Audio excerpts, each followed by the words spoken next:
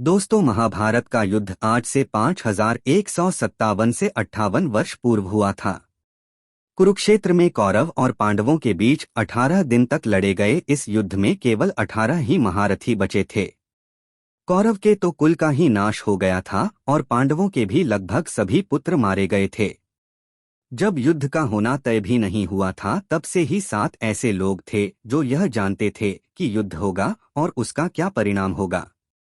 पहले हैं श्री कृष्ण। यह बात तो सभी जानते ही हैं कि श्री कृष्ण को युद्ध होने और इसका क्या परिणाम होगा इसकी जानकारी पूर्व से ही थी।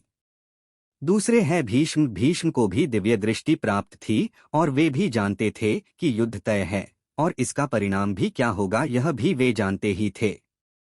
परंतु उन्हें दुख बस इसी बात का था कि उन्हें कौरवों की ओर से युद्ध लड़ना होगा। भीष्म अपने पूर्व जन्म में 8 वसुदेवों में से एक थे। तीसरे हैं ऋषि वेदव्यास। ऋषि वेदव्यास को भी दिव्य दृष्टि प्राप्त थी और वे भी जानते थे कि युद्ध तय है, परंतु फिर भी उन्होंने धृतराष्ट्र को संकेतों में समझाया था कि अभी भी वक्त है कि तुम यह युद्ध रोक दो, अन्यथा तुम्हारे कुल का नाश हो जाएगा।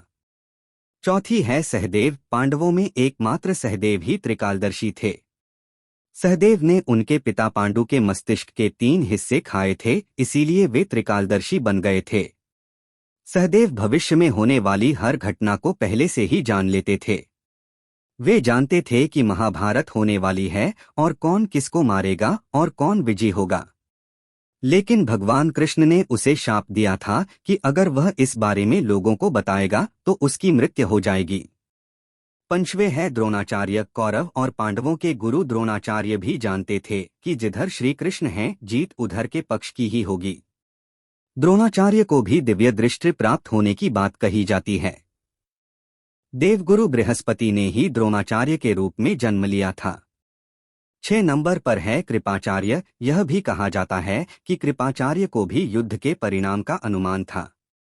संभवतः उन्हें भी दिव्य दृष्टि प्राप्त थी, क्योंकि श्री कृष्ण के विश्वरूप का दर्शन वही लोग कर सकते थे जिनके पास दिव्य दृष्टि थी। कृपाचार्य ने भी श्री कृष्ण के विश्वरूप का दर्शन किया था। दोस्तों, वीडियो पसंद आया हो तो वीडियो को लाइक करें और चैनल को सब्सक्राइब करें।